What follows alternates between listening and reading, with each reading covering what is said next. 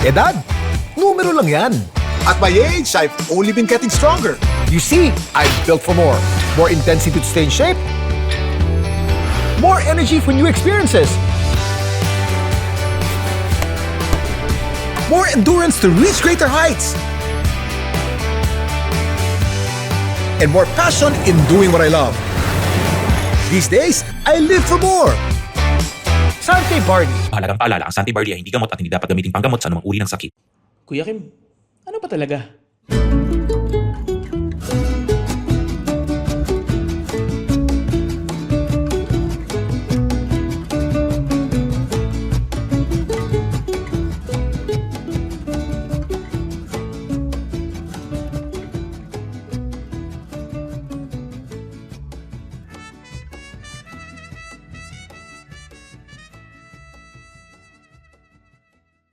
Magandang araw sa inyong lahat. Welcome to another episode of Ano Ba Talaga with Kuya Kim.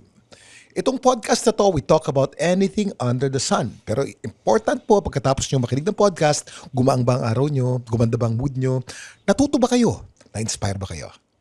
We've had so many guests for the past 10 months in the podcast. Wala pa po tayong isang taon, but you have shown us so much support. Maraming salamat po. A whole of guests, iba-iba. Meron kaming mga eksperto sa iba't ibang mga subject, may mga eksperto sa relationship. Pero ito pong podcast na to, nagsimula ito in my guesting eh. Nag-guest ako sa isang podcast na napaka-popular. Ito yung Cool Pals. And when I guested in that podcast, because I wanted to learn how podcasting was, nakilala ko sila lahat. And they became my friends. And I got inspired. And then now, actually, we share the same fan base eh. Lahat ng mga Cool Pals, mga kabobo, naging fans ko na rin. Nakakatuwa nga eh. Whenever I comment in their in their Facebook, I feel like I'm one of you. Parang kung kabobo na eh. Ang guest natin ngayong araw na to, one of the Cool Pals. Isa sa pinaka nakakatawa sa Cool Pals.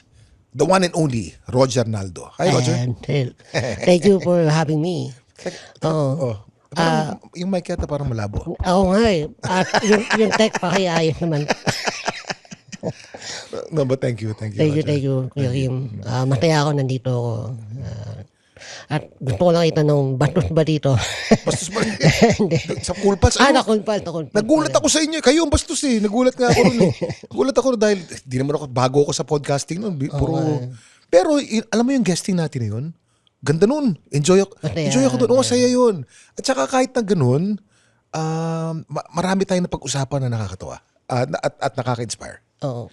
Di ba? At naaalala pa rin na mga kulpas yung sa telepono, yung toot.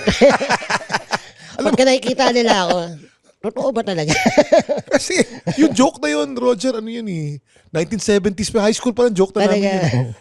Ngayon, yung pa rin ang joke eh. ang tanong, Roger, hindi ka ba nasasaktan pag pinagtatawanan ng kapansanan mo? Actually, Kuya Kim, dito ko lang sasabihin talaga. Hindi na po. Yun nga eh. Nasanay na ako. Nasanay na ako kasi talagang nung bata pa talaga ako, grabe talaga yung pambubuli. Sobra talaga. May yun nga, lagi yung sinasabi, lagi ko kwento na kahit yung mga ngongo doon sa lugar namin, inaasawa ko ng ngongi. Talaga? Oo, so ganun siya. Ngongo na sila, inaalas ka pa. Oo, inaalat ka pa ako. Kung ngongo sila, anong tawag nila sa'yo? Pareho lang kayo ngongo. Ngongi. Ngongi? Ano yung ngongi? Anong pagkakaiba? Parang siya, parang lang ng ibang version ng ngongo. Parang ganun. Ngongi. Ngongi. So kung merong normal, merong ngongo, ang ngongi mas mababa pa sa ngongo. Siguro, parang ganun.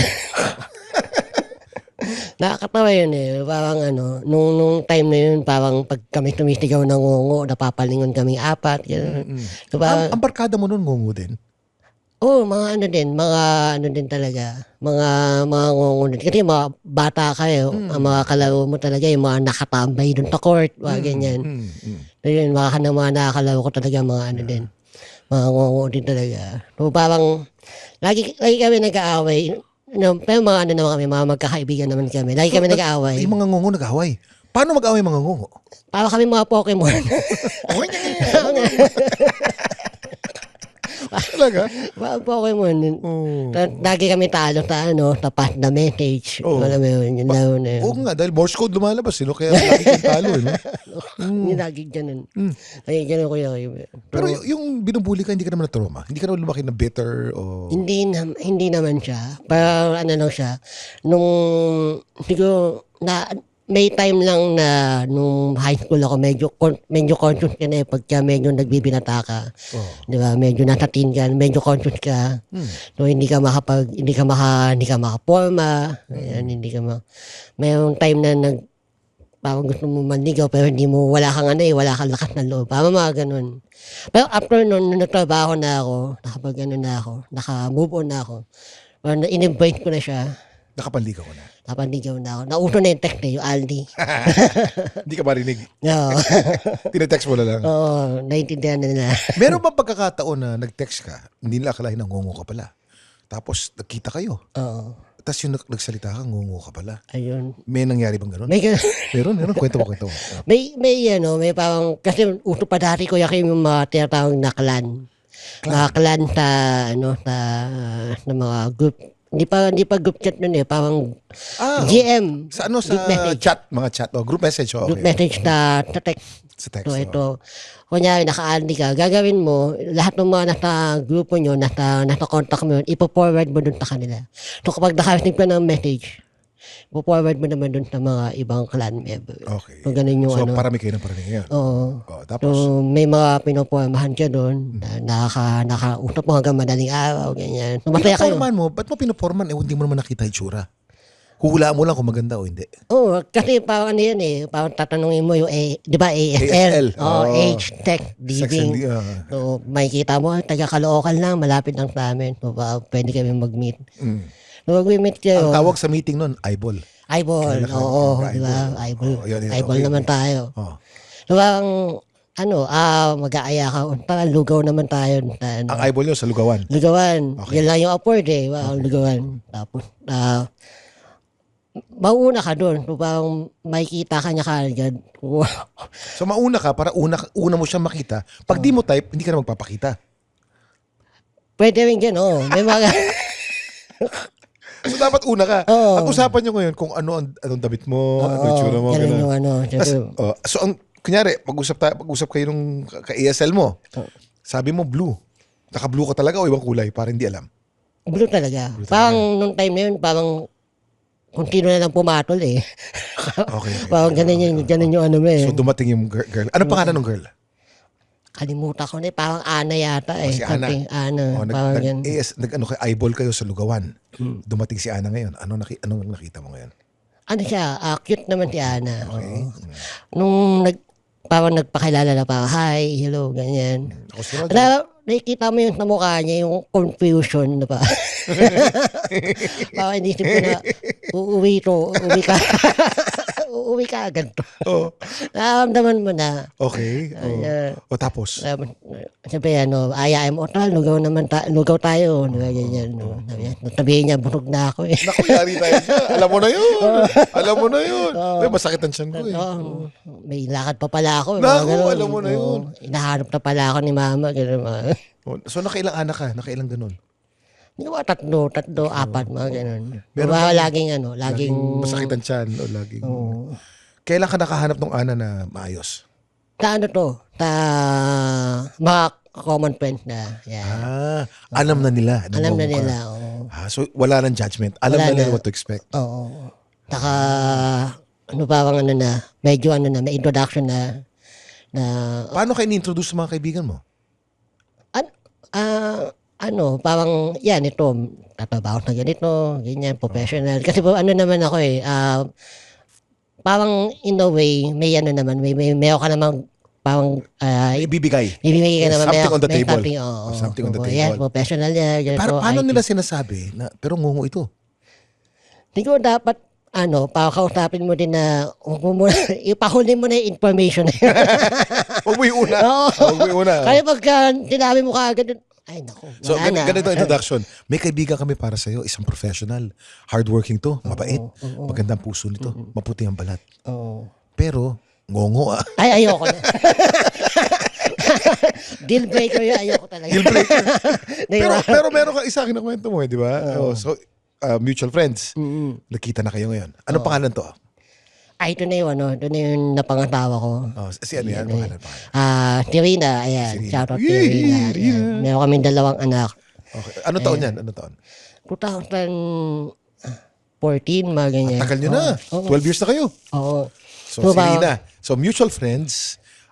Anong trabaho mo nito? IT na ako nito, Kuya Kim. So, IT professional. IT professional. Magaling ka sa IT talaga. Opo, yun talaga ang bread and butter ko, IT, pagiging IT. Okay. So, si Rina, anong trabaho ni Rina nun? IT rin? Ano siya nag-alam ko, nagkumuha siya ng pagiging teacher, pero hindi niya tinuloy. Okay. Nung nagtatrabaho siya na So, ayun na. So, nag-eyeball na kayo ni Rina. O tapos? Okay na, nagkikita-kita naman kami before. So, So, friend mo na siya? Oo, friend na kami. So, medyo may adjustment lang sa siguro kasi pag kunyari may kang bago kilalang ngongo. Kahit ako Pag may bago ako kilalang ngongo, parang nahihirapan ako paano siya kausapin. So parang ganun din yung nakikita ako na parang pagka may mga bago akong acquaintances na parang di-decipher pa nila. Kailangan, alam mo yun, parang may bago ka kilalang So, hindi kakaiba yung accent. ko mo ngungo ka, nakakaintindi ka ng kapwa ngungo. Oo. Iba pa rin, nahihirapan ka pa rin. Oo. Ah. May one time na neto meron ako ginagawang mga content. So nag-invite ako ng mga ngongo. So first time ko ulit makita makamit ulit ng mga ibang ngongo. At nag-uusap sila, nagkakaintindihan sila ng dalawa. At nito ako, hindi ako makatiis. Sabi ko, ano ba pinag-uusapan nyo? Parang ganun yung, kailangan mo talaga mag-pay attention. Pero yun yung adjustment mo kung kunyari magkakaroon ka ng girlfriend ng ngongo, boyfriend ng ngongo. So, kailangan masanay ka. So, si Rina nasanay na sa'yo? Sanay na siya. Nasanay na. Okay. Ano turning point? O friends kayo? Ilan taon kayo friends bago kayo nagkagustuhan? Matagal. Tagal kami friend. Siguro mga 3 years din 3 siguro. years. So, 4 years din. sinong unang nagkagusto? Siya o ikaw? Ako. Ikaw? Ako Okay. unang nag-move. So, anong first move mo? Anong ginawa mo? Kwento mo sa akin. Alam ko nag-aya ako mag-date. Sa Oo. Hindi na sa lugawan to. Hindi na may na tayo. May budget na tayo ng konti. O saan? Saan ang date nyo? Sa Pantitan naman. May laman na kayo. Pantitan. Naalala ko sa Novaliches. Baliches o pansitan. Pantitan. Parang siyang Pantitan, tapos may parang siyang mga, tawag yan, bubol ba tawag yan, o mga hot. Parang siyang open air na restaurant. Okay. Ano yun? Alfresco. Alfresco. Sa outside. Hindi umuulan. Nasa labas kayo. Sa labas Mga kayo. payong-payong. Okay. Payong-payong yan. So, date kami, pantit yung nila Alala ko yung mahinig ka sa pantit. Yun yung date namin, yung unang date namin. And then, after nun, nasundan na siya, sinusundo ko na sa Nag-enjoy na siya. Okay. Ba't siya nagustuhan? Ba't kanya nagustuhan? Dahil napupugian ba siya sa'yo? O yung sense of humor mo? O yung kabaitan mo? Paano? Yung napupugian lang talaga. Napupugian talaga? Napupugian. Sa sobrang pagkapogi mo, nakalimutan niya ng humuha. Kalimutan, Pili ko character din siguro. Anong sabi mo sa kanya nung gusto mo na siya? Trina. Parang sinabi ko, ayun, hindi ko na sinabi na pwede manligaw kasi ginagawa mo na siya. Alam naman niya. Alam naman niya. Ang hirap naman nun kung kunyari. Kunyari, ako si Rina. Anong sinabi mo sa akin yan? Na gusto mo na ako, paano? Yun, pwede ba kita maging girlfriend? Pwede ba kita maging girl? Ano sabi ni Rina? Pag-isipan niya muna. Pag-isipan niya muna? May ganun pa? Hindi, parang nung time na tinanong ko yun, parang MU na kami. MU na kayo. Nag-holding hands na kayo? Wala pa. Pero alam niya na? Alam niya namin. MU kami. Alam mo ibig sabihin ng MU? Mutual understanding. Hindi. Mag-un. 1985 pa yung joke na yun. Joke lang. Ang tagal na nun. Ang taluman-luma na sinabi. Dapat di ko na sinabi. So, naging kayo na? Naging kami. Tapos, kailan, yung magpapakasal na kayo, ilang taon? 4 years in the making yun. 4 years in the making. Kasama yung preparation ng kasal. So, Congrats, ha? Galing. Yeah, Anong message mo kay Rina? ingat kayo dyan sa Bicol. Ayun. Uwi po ako eh. Kasi taga Bicol ka talaga di ba? Sila po ang taga Bicol. Kami po, TDO, mga Bitaya, mga Cebu. Cebu. Yan ang mga, yung origin ng nanay ko. Pero gaano kadalas ka sa Maynila? Madalas po, katulad ngayon, kasi hybrid ang setup ng opisina. So, kailangan ko nasa opisina 2 araw kada So linggo. halos, kasi pag tech, kasi pwedeng work from home yan eh. Sa computer ka lang eh. Kaya pwede ka na sa Cagayan de Oro. Opo. Yun. Misis mo, si Rina, taga Bicol, ikaw taga Cagayan de Oro. Paano yun? Nung time na yun, parang kami, nung nagdiligawan pa lang, parang kami nasa Manila. Tapos, nung nag-asawa kami, nakatira kami sa Makati. Okay. Kasi malapit yung opisina ko doon. And nagka-pandemic, parang hindi na kami pinapabalik na opisina, lahat work from home na. So, nag-decide kami na umuwi na lang ng Bicol. So sa Bicol talaga kayo? Oo. Doon talaga kayo? Nasa Bicol na kami. Akala ko Cagayan de Oro ka pa rin. Hindi. Layo naman nun. Cagayan de Oro tsaka Bicol. Hindi na. Yun. Kailan mo nalaman na meron ka palang talent sa comedy? Paano ba? Napapansin Paano ko. ka na-discover? Hindi naman actually discovery ani Kuya Kim. Parang nag-try out ako sa open mic. Open mic? Open mic. And then, Sa Cool Pals? Oo. Kina James? Kina ano? Comedy GP? Manila. Ayan. Comedy Manila? Oo. Okay.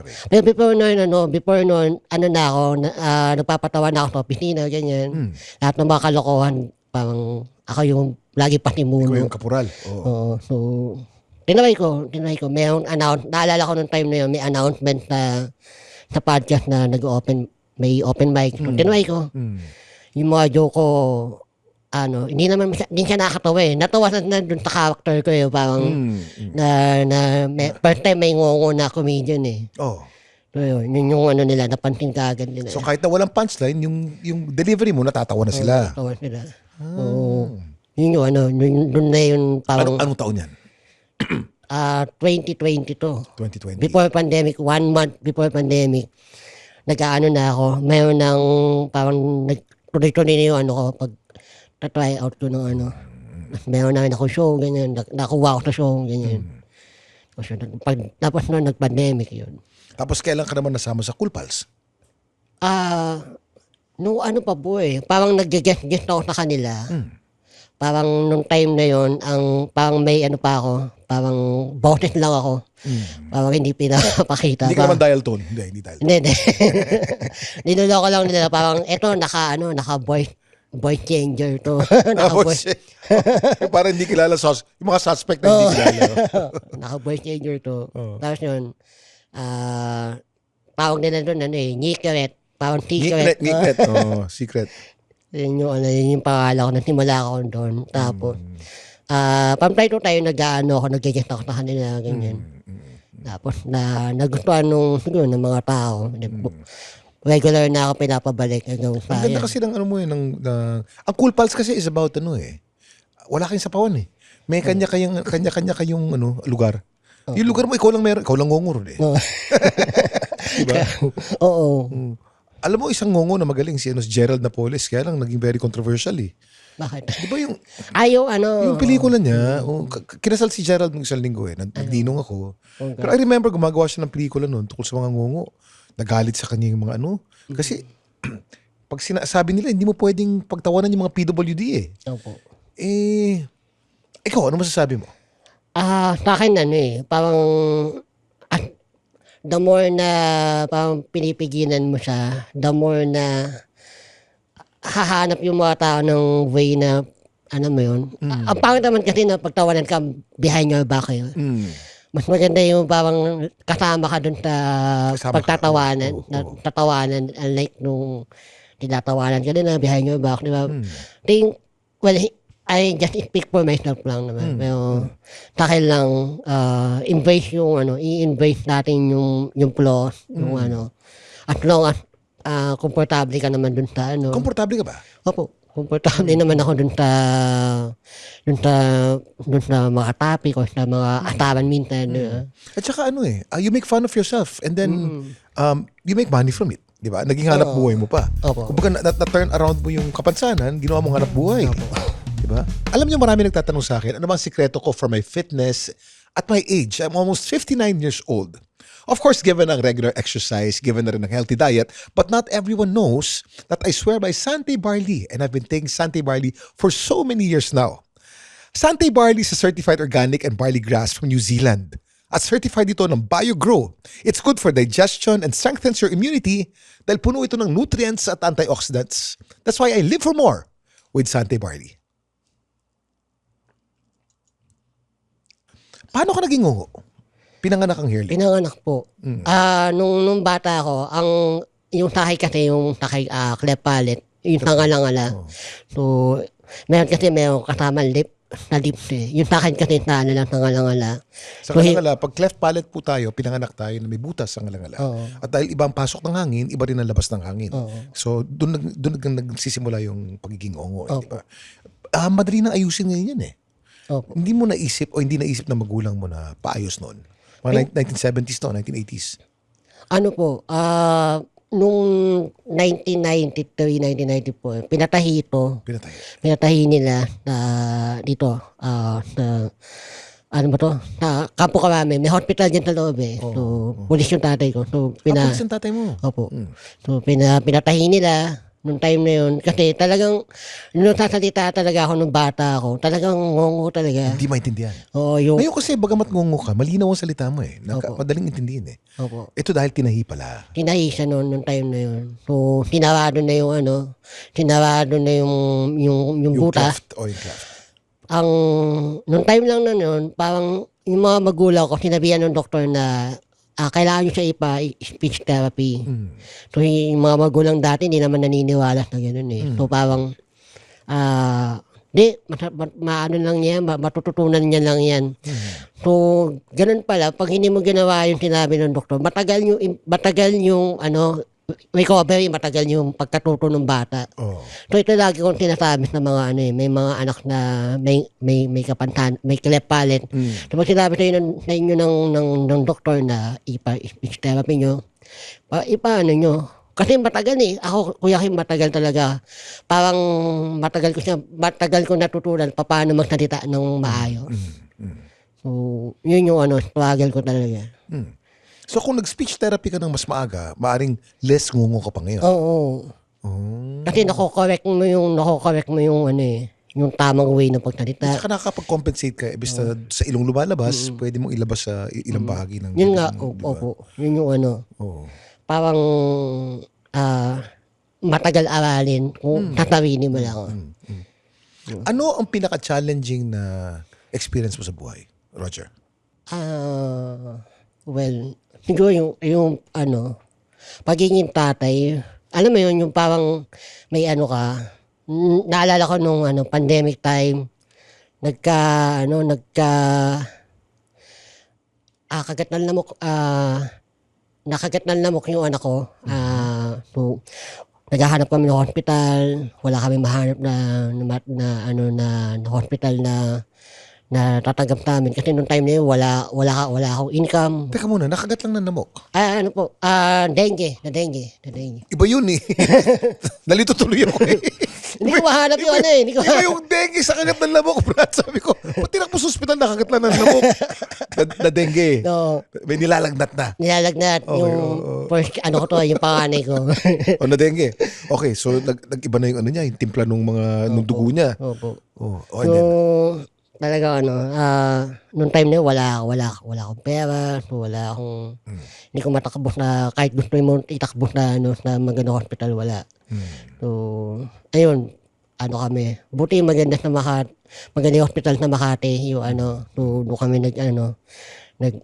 nagpumila, yung naranasan namin. Pero, nakaka-anxiety siya para sa magulang. Sa tatay. Oo, kasi hindi mo alam anong mangyayari. Tapos pandemic pa noon, lahat sarado, lahat. Hindi mo siya maano.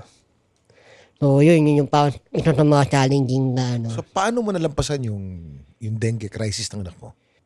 Parang pinagpasayos na lang namin na kung ano man. So, nagamot naman. Oo, okay naman. Awa ng Diyos na tumaas naman yung platelet. Kasi di ba pag dengue, wala kang control over it. Hintayin mo lang yun eh. Oo. Hintayin mo lang yun. Okay, blood transfusion, di ba? May nag-donate ng dugo. Wala naman po. Hindi na kailangan umabot doon. Hindi na po. Ilang taon na yung anak mo ngayon? Ano na po siya, 9. Magna 9. Uy, galing. Ayan. March 15 ang birthday niya. Ayan, 9. At kamusta naman ang relationship with Rina ngayon? Okay naman po. Masaya kami. Meron lang kami nung last time kasi nag-guest ako sa isang sexy podcast. Sexy? Oo. May sexy yung host. Podcast na sexy. Sino yan? Si Tanya po. Si Tanya Chinita. Opo. O kaibigan natin yan. Ako, Opo. nag-guest ka kay Tanya.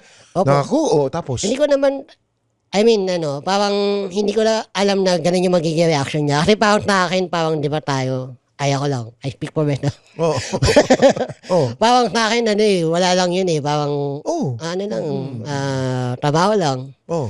So, parang, Sa podcast kasi, walang filter. Oh, trabaho lang. Okay. Walang trabaho lang. So, anong pinag-usapan yun ni Tanya Chinita? medyo may mga may mga, Tinanong ka ng mga bagay-bagay na personal. oo, may mga sexy na, may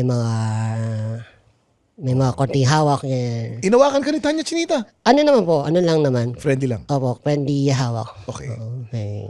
O, tapos. So, ayun, parang lang, nag-blow up siya. Tapos, parang nung time na yun kasi parang inisip niya na parang, ano ba ginagawa ng asawa ko sa Manila? Ito may ginagawa ng asawa ko. Ako. Oo. Kasi merong absence. Pag may absence na ganyan, maraming duda eh. So, inisip niya, baka kahit na hindi podcast, baka nakikipagkita ka kay Tanya Chinita. Opo. O sa mga babaeng katulad ni Tanya. Naku, gusot. O tapos, ano nangyari? Naman, pinaliwanag ko na, katuwaan lang yun. Sabi niya, ba't may mga holding hands? Sabi ko, hindi. Nagselos. Si Rina nagselos kay Tanya Chinita para kay Roger Naldo. Opo. So, ayun, umokay naman. Umokay na siya. And then, pagka, Dapat pinatawagan mo dapat si Tanya. Wala kami ni Roger Naldo. Friend ko lang to. Dapat pinatawag mo ganun. mahirap po eh. Hirap. No. Si Tanya naman kasi kung talaga Tanya. Ayun, napahamak tuloy si Roger Naldo dahil sa iyo eh. Hindi, okay naman po. Kakaiba kasi itsura ni Tanya eh. Opo. Kung makatingin, malagkit. Nakakatawa yung Kuya Kim. Kasi pag, kunyari, di okay na. Pagka wala na kunyari, kami ng asawa ko, wala na kami mapag-usapan na namin yung parang for the day. Gagawin niya, ibabalik niya yung Tanya. Pero parang Ganyan na- this time naman, parang niloloko lang niya ako. Ganyan ang mga misis. Oo. Ang mga misis nagpapatawad yan pero matagal makalimot. Matagal. Paulit-ulit yan. Paulit-ulit. Yung kunyari, nag-sorry ka na, naayos na kayo. Pag nagkaroon ng sama ng loob, babalik na naman yung ginawa mo ng 10 taon. Ganun talaga yun eh. Binila ko na Kuya Kim ng washing machine, naalala pa din eh. Naalala yung washing Oo, sabi ko- Binila mo ng washing machine, naalala pa rin si Tanya Chinita. Ako, Tanya, ang laki ng trouble na ginawa mo sa mag-asawang to. Ako. Kabago-bago ng washing machine namin, pinalitan ko. Oo, pinalitan mo. Pero washing machine, edi kakayod pa rin siya, siya pa rin na magbagugas ng damit mo noon. Saan ang regalo mo sa kanya? Ilalagay na nun dun eh. Automatic na to eh. Parang, kung pwede nga tampay. Kung may washing machine na tampay na kagad, bibili ko na. Pero bibigyan kita ng tips sa mga misis. Kung magre-regalo tayo ng mga appliance, dapat yung mga appliance na pampaganda nila. Pampaganda ng buhay nila. Hindi yung appliance na pampaganda ng trabaho sa bahay. Kasi tatawa lang yan. Pero sa isip niyan, ako rin ang magagamit nito eh. Maglalaba rin ako para sa'yo, ganun. Dapat ang bibigay mo pampaganda, ayan. Pampaginhawa, niya. Damit, bag, ganun. Pag mo bibigyan ng appliance, lalo na. Yun kasi yung hinahanap. Ay, siya nagsabi. Oo, siya nagsabi. Sabi lang niya yun. Sabi lang niya yun. Pag bigay mo ng washing machine, bibigyan mo rin sa loob ng washing machine, merong isang damit na maganda. Para sa kanya. Ganun yung tip. Sige, Kuya Oo, Kim. tip. Lalagyan ko nga ng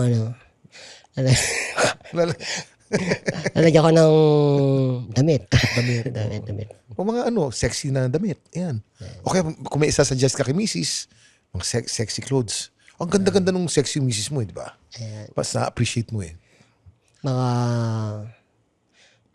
90s. 90s. No? Hindi 90s, 90s. 90s. 90s. Oo, gusto nila yun. How do you see Roger Naldo 10 years from now? Ano nakikita mo? Sana palawin na magtuloy-tuloy itong comedy kami ko, and then kung sana maging stable yung show, yung podcast, ayun yung mga, and then sariling content. Siguro. Ano bang regular na show mo, Roger?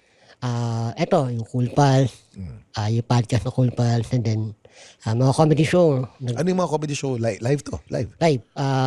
Nagpo-produce ako ng sarili kong comedy show. Paanong format ng comedy show mo? Minsan may nakita ko parang ginamit mo yung joke natin eh. Yung parang sa yung pinag-usapan natin sa Cool Pals, yung onomatopeya. Onomatopeya. Onomatopeya. Then, yun yung title ng show. Ng show. Pero inside sa loob nun, yung comedy, stand-up comedy pa rin siya.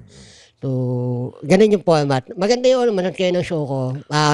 Meron akong, bago ako, tumalang, may mga hype man ako nangungo. So, Mungo din ang hypean mo. may mga hype man ako nangungo before the show. So, maganda siya. Magandang experience. So, puro ngongo lahat. Puro ngongo lahat. As much as possible, binibigyan ko ng trabaho yung mga ngungo talaga. Ang galing. Ang galing.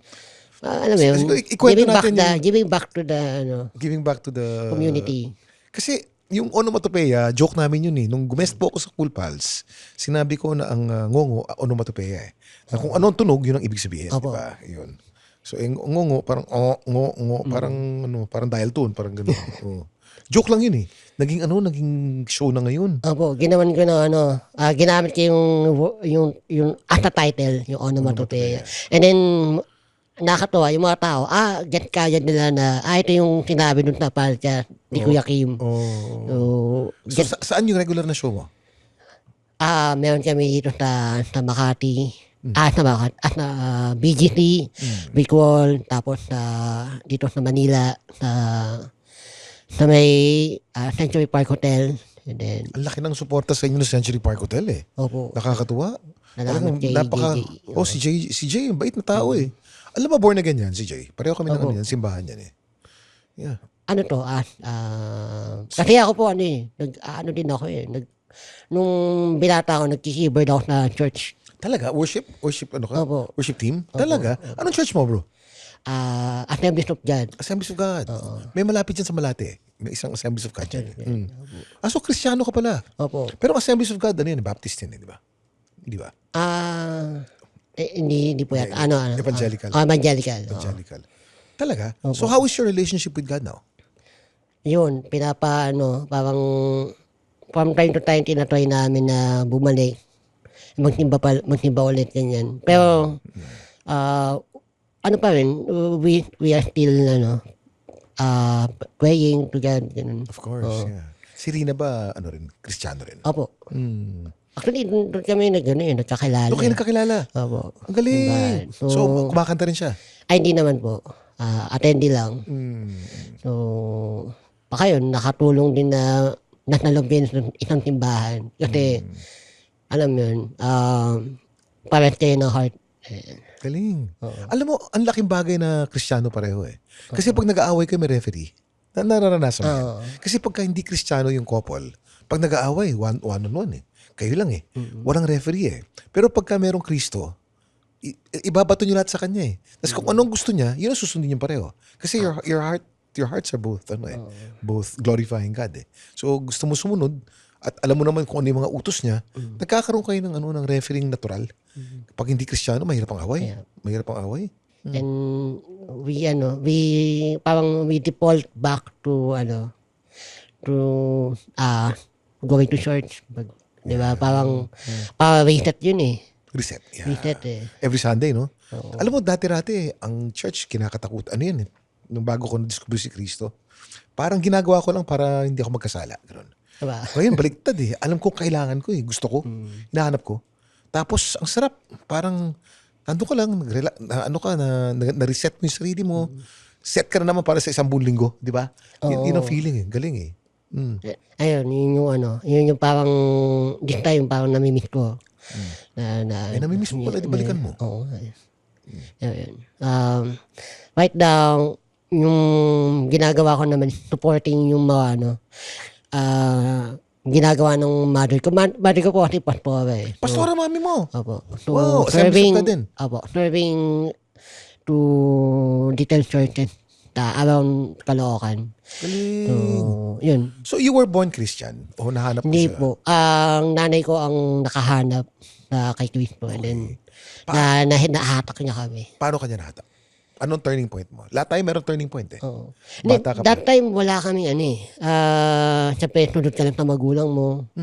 And then, nahanap ko lang siya siguro nung parang nung high school ako, parang gano'n.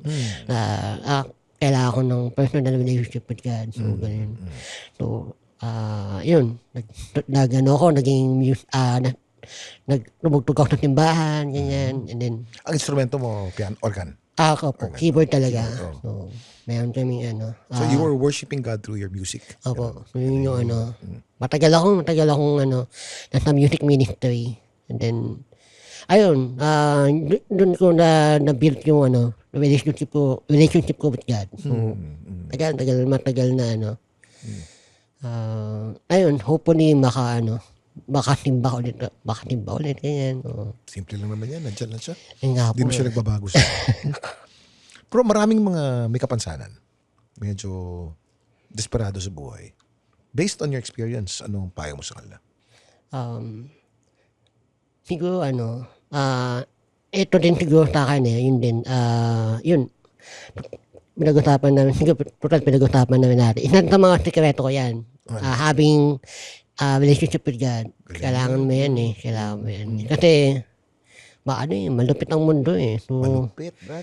oo, and kahit may kapansanan ka o wala, kailangan mo yun. And, kung may magpo-provoke sa'yo, mga sa'yo, pasok sa kaliwang tenga, labas sa kanan. So, you cannot control kung ano yung sabihin sa'yo ng tao, but you can control kung ano yung magiging reaction mo dun sa sasabihin nila. So, yun. And don't be serious, di ba? Dun sa, kung ano man yung sabihin nila, kasi at the end of the day, wala naman silang magagawa sa'yo kung anong nila And just do your thing. Never mo inisip na gumanti sa pang-aapis Hindi. nila? Hindi po Wala. Wala. Mabait ka talagang tao no? Opo. Saka hindi ko din hindi ko namin parang pagkaktayahan siguro ng Alam mo, Roger, ngayon lang kita nakilala. Opo. Unang-una, mabait ka. Matalino ka rin. Kung nagbobobobohan ka rin, pero matalino ka Kailangan ko sa comedy. Hindi, joke lang. Sa comedy, May kailangan time matalino ka. talaga na sabaw ako Parang minsan Hindi, talaga. akala mo nagsasabaw-sabawan ka lang. Sabaw-sabawan ka, matalino kang tao. At malalim kang tao. Ayun. Malalim kang tao. Ang pinagdaanan mo, nagamit mo para umusbong ka lalo. Galing. Usay. So, yun. Giving back the glory to God. Lahat yun. Usay mo. Inspire mo ako, bro. Salamat. Kala ko magtatawanan na tayo rito. Inspiring ka pala Ano ang gusto mo sabihin sa mga cool pals mo kay James Caraan? Well, ako, nagpapasalamat ako sa Cool Pals, syempre. Malaki yung tulong nila sa comedy career ko. And then sa ibang tao din, napapasaya nila yung ibang tao. Lahat ng mga parang, minsan may mga lumalapit sa amin na may mga depression. Kahit pa paano na Napapatawa. napapagaan namin yung nila, yung burden nila sa buhay. So, masaya. And tingin ko, patuloy ng Cool Pals yung kung ano yung ginagawa nila. Si GB, isa pang napakalalim na tao niyan Si GB ang totoong leader ng Cool Pals, no? Sino masasabi mo? Actually, naman po, equal footing naman po lahat. Opo. Oo. Ayun, lahat naman po, may say dun sa Lahat may say. So very democratic ang structure ng Cool Pals. Opo. Pero guys, talagang nagulat ako. Hindi ko na magiging kaibigan ko kayo na ngayon talagang parang Cool Pals. Feeling ko sarili ko parang Cool Pals. Cool Pals tayo po kayo. Sinaschedule na nga nila yung pangalawang guesting ko. Opo. Ay kami, nagpapasalamat kay Kuya Kim kasi, ayun, kayo, nakilala namin kayo, di ba? Diba, hindi na. The feeling is mutual. Yun. Ang sabi ko, ang susunod na guesting ko sa inyo, magdadala ako ng hayop. Talaga. Magpe-present ako ng hayop. Bahala na saan pupunta. Ang maganda sa Cool Pals kasi, ganun, usapan lang eh. Yung gusto kong podcast eh, kwentuhan lang. Kwentuhan lang. Kung saan man pupunta, bahala na kung saan pupunta. Basta hanggang mga 40 minutes. Ganun. Yung hayop po ba na dadalhin nyo, hindi naman delikado? Hindi. Mga python, hindi naman. Hindi. Nakakatakot pero hindi delikado. Okay. Dadala ko rin. Kasi medyo maliit yung yung tela Pagka nakawala yun, bahala ka na. Okay. Bro, thank you ha. Thank you, Kuya Kim. Maraming Thank you. salamat. Opo. Again, I'm happy that I guested you because I finally got to know the real you. Hindi yung puro napapatawa lang tayo, kababawan, etc. Pero napakalalim bro, napakalalim kay Lord at napakalalim sa buhay. Nagamit mo yung pang-api sa'yo sa isang paraan na napakahusay at nakakatulong sa iba. May payback ka pa. Galing. Pa-Gcash naman. Ano Gcash po, Kuya Kim? Thank you. Salamat. Thank you Maraming guys. salamat. Salamat, Kuya Kim. Thank you. Thank you, bro. So, yan naman po. Maraming salamat. Thank you very much for joining us. We upload new episodes pagka-Wednesday po. Kung nagustuhan niyo po itong podcast na to, comment, follow, subscribe para mas marami po tayo, mas masaya. And of course, para alam po ninyo kailan kami nag-upload ng mga bagong episode, plus press the notification bell so you know when we upload. Thank you very much for all the support. We love you. See you next week. God bless.